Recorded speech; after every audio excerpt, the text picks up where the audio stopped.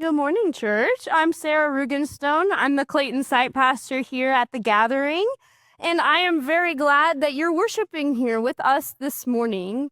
A couple of things for our new folks. We've got our service live streaming out here in the side lobby/library, should you need to step out for a moment at any time. We also have a sensory room for all ages right by the bathrooms over there, too, should you need a minute to take a breath or a break at any point during the service. So feel free to move about as you please. Can I tell you all something you might be able to relate? The days after Christmas, ever since I was a little kid, have felt kind of jarring. Almost akin to that feeling when you finish a really good book or a TV series and you do not know what to do with your life next. We spend an entire season building up to this one day, and just like every other day, it passes. In the past couple of years, it has seemed even more pronounced in my life personally working in a church. Because did you know that we start laying out our Christmas service in August? So we've been full steam ahead since fall, decorating, inviting, and getting ready for Christmas Eve one night. And it was a beautiful night. We had 435 people come through this site on Christmas Eve, and each person held a little candle as we sang Silent Night together, and we all went out with the reminder that we are called to be light in this world.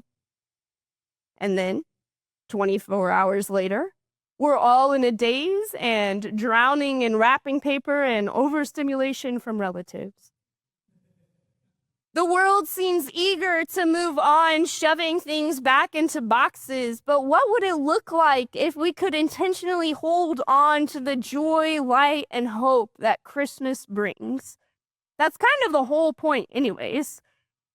It's on us to make it last throughout the year.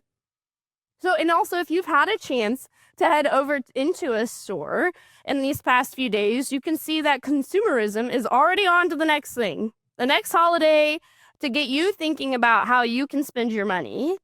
It's always a little bit jarring to see Christmas displays go down and being replaced with Valentine's Day candy. Seriously, I saw somebody post on Facebook that a drugstore had their Valentine's Day candy up last week. Like it was still literally Christmas hadn't happened yet. So we often will rush through the holidays, focusing so much on the anticipation that we forget to savor the actual experience. Even in scripture, in the Gospel of Luke, you turn the page to the next chapter and Jesus is 12. Where did the time go? It takes work to stay in the present. It takes focus, dedication, and commitment. And today we're concluding our sermon series, Getting Ready for Christmas, and we're going to explore the ways in which we're able to hold on to the hope that we just experienced throughout this season. Perhaps we might discover some ways together in which we're able to make Christmas last all year. Our classic Christmas movie characters even know that the spirit of Christmas is supposed to live on all year. The Grinch's heart grows not only for a day, but permanently. And in the Muppet Christmas Carol, the best version, Scrooge says, "I'll carry the spirit of Christmas all year." He even has a whole song about it, which we're now going to watch together. With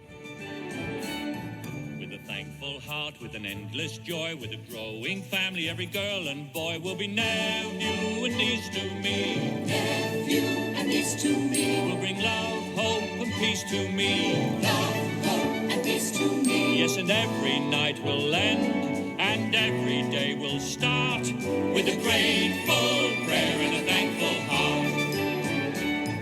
With an open smile and with open doors, I will bid you welcome. What is mine is yours. With a glass raised to toast your health. With a glass raised to toast your health. And a promise to share the wealth. Promise to share the wealth. I will sail a friendly course, file a friendly cart, on a sea of love and a thankful heart.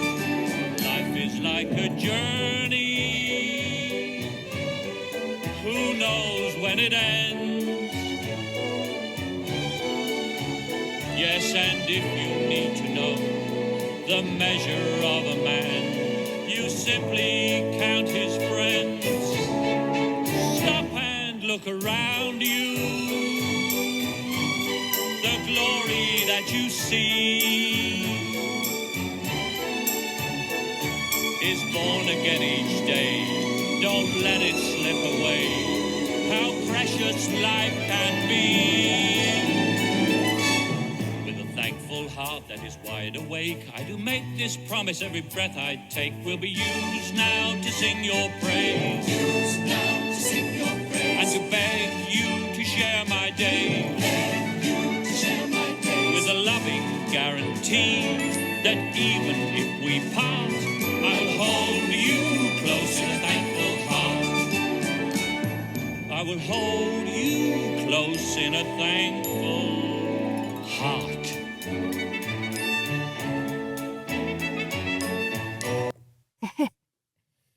Yes, incredible. Oh, so see, Scrooge got the picture, and I hope that we don't have to be haunted by 3 ghosts to learn this lesson that we are to live with the spirit of Christmas all year long. Last Sunday, I talked about Mary's song of praise and how she was able to let it be because God's promise had already been made true. She saw God working and continuing to work in the world through her and her son. And that goes beyond the birth. That's the beauty of Christmas. It's a beginning. It's a birth. The pilot episode to the series of the past couple millennium, the Old Testament is the backstory and the prequel, but I'm not going to get too in the weeds with this metaphor, but know that I would love to. Now, how are we planning on having the reality and truth of having Emmanuel, God with us, inform our year to come?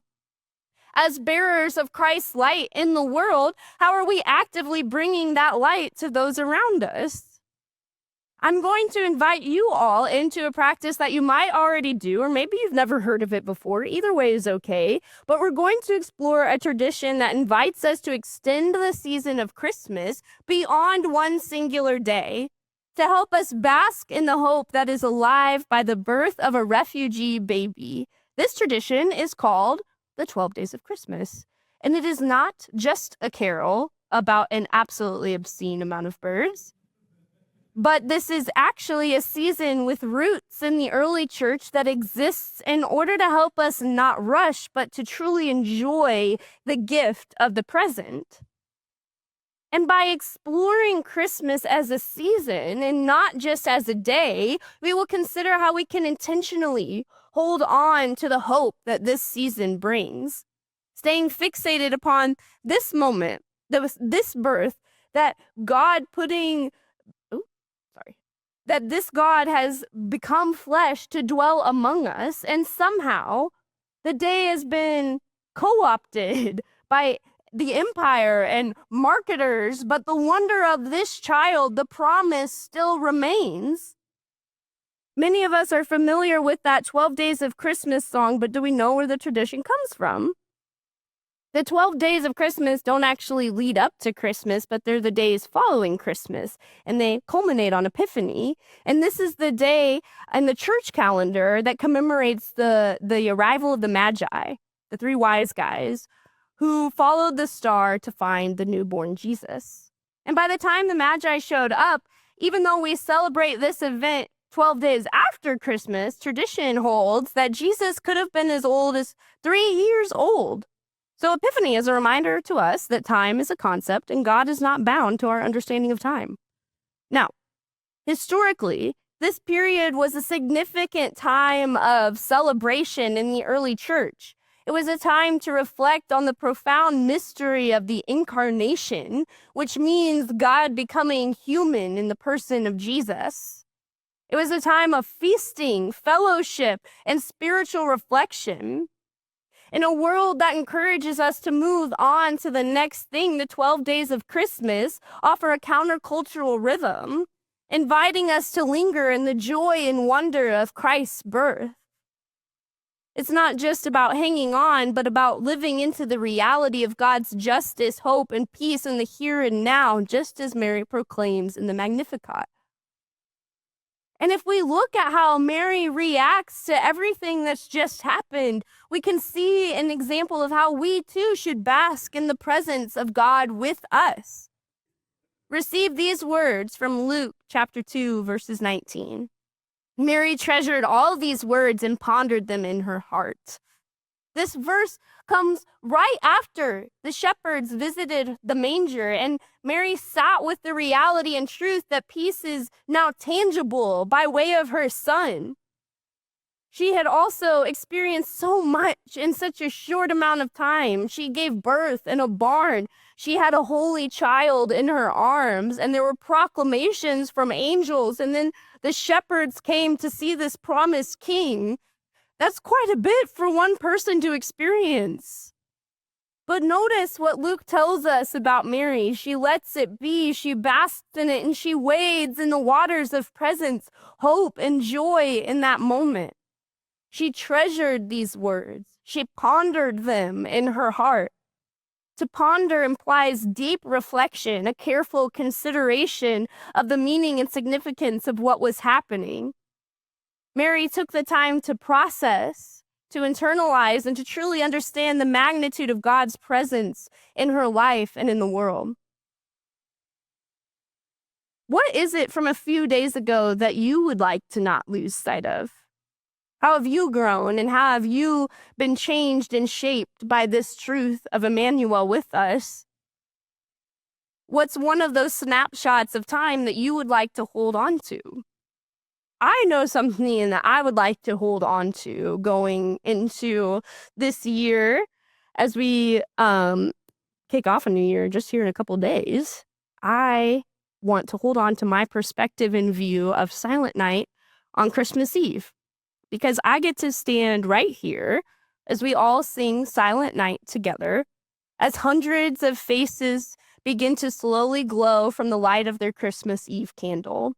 I get to look out as the light physically passes from one person to the next, and that fills my spirit in a way that I can't fully put words to, but I know that I want to hold, ponder, and treasure that image going into this year. And I know that it can seem trite, frustrating even, to hear me up here talking about how important it is to hold on to hope and joy when things in our world around us aren't exactly hope or joy inducing.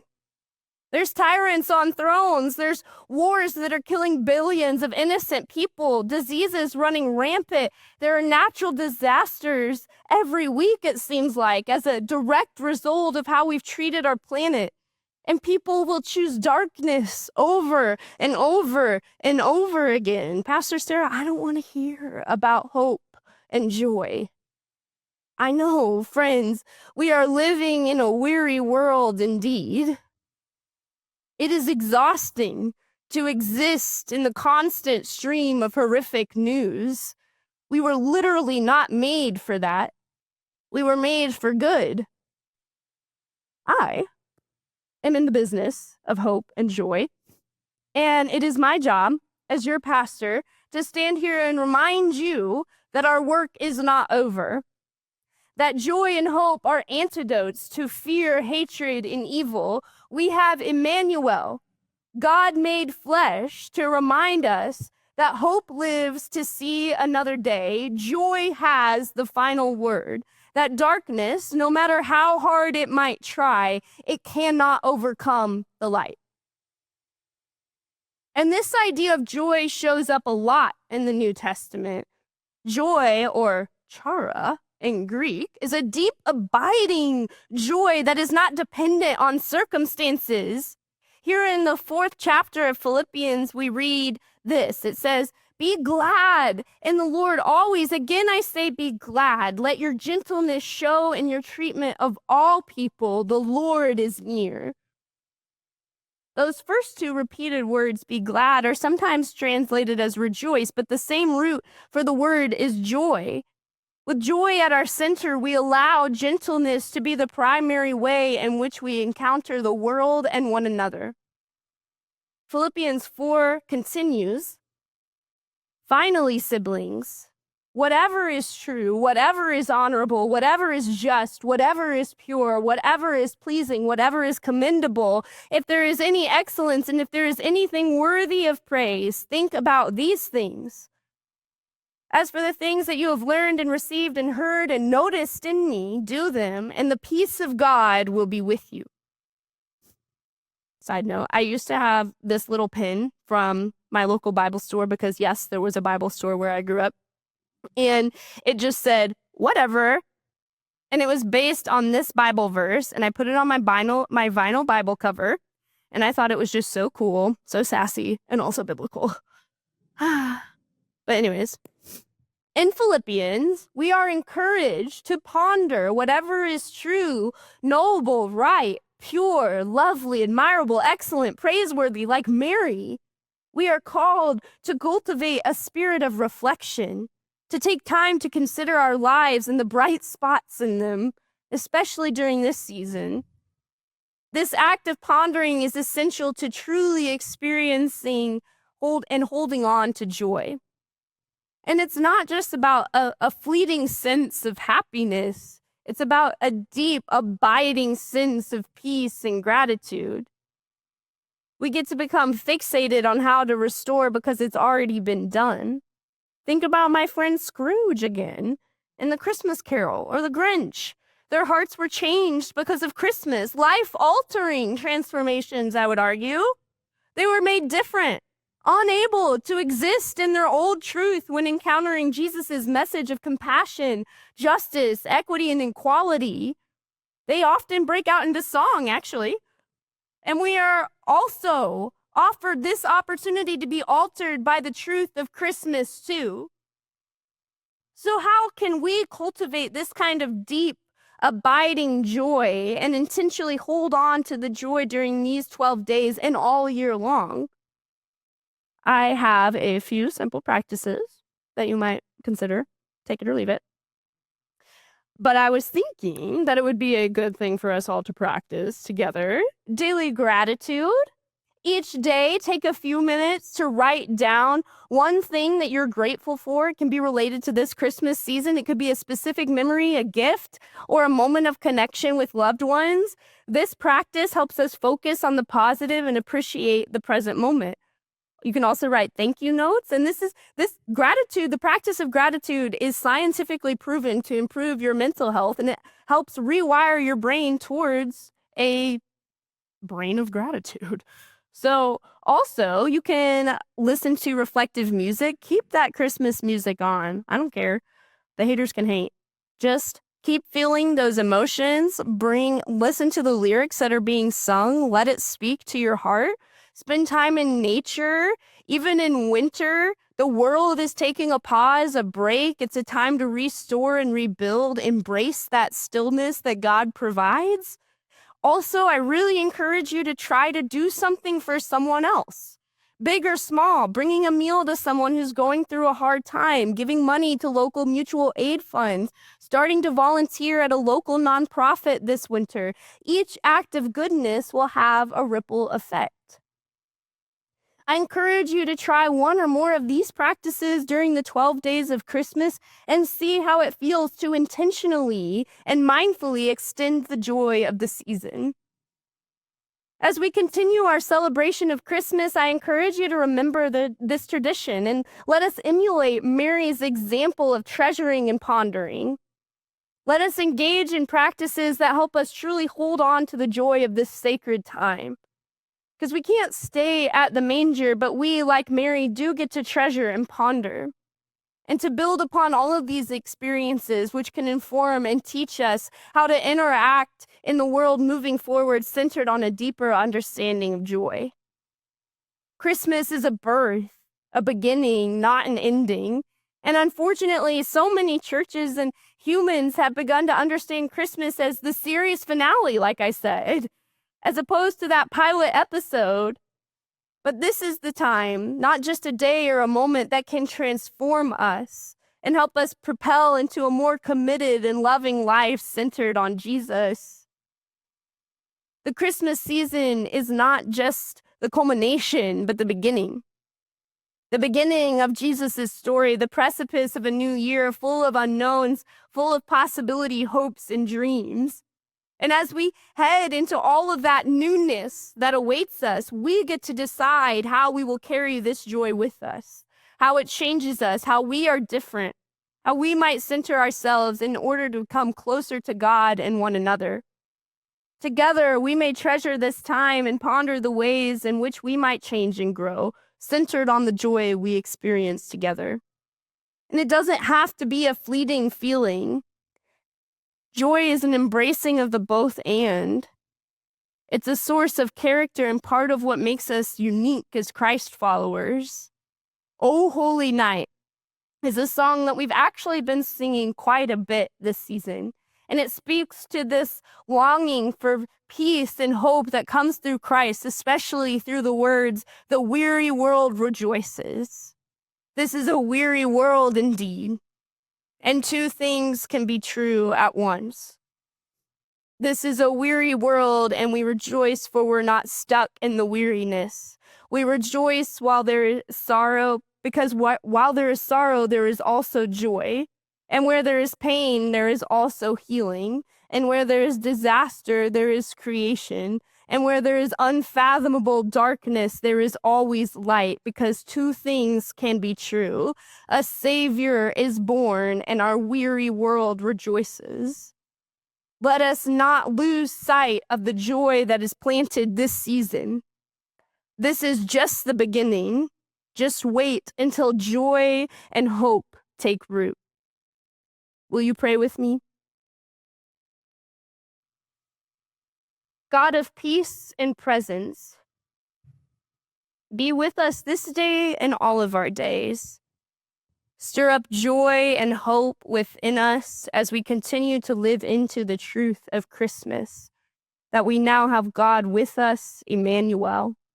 Let us be empowered to hold the tension of joy and hope in a world that seeks to take our peace. God, I ask you to send reminders to those of us who are struggling to see hope in things, for those of us who cannot sense the joy. I pray you send reminders of your presence and love to those who need it the most. May we always be empowered to be your light in this weary world. Amen.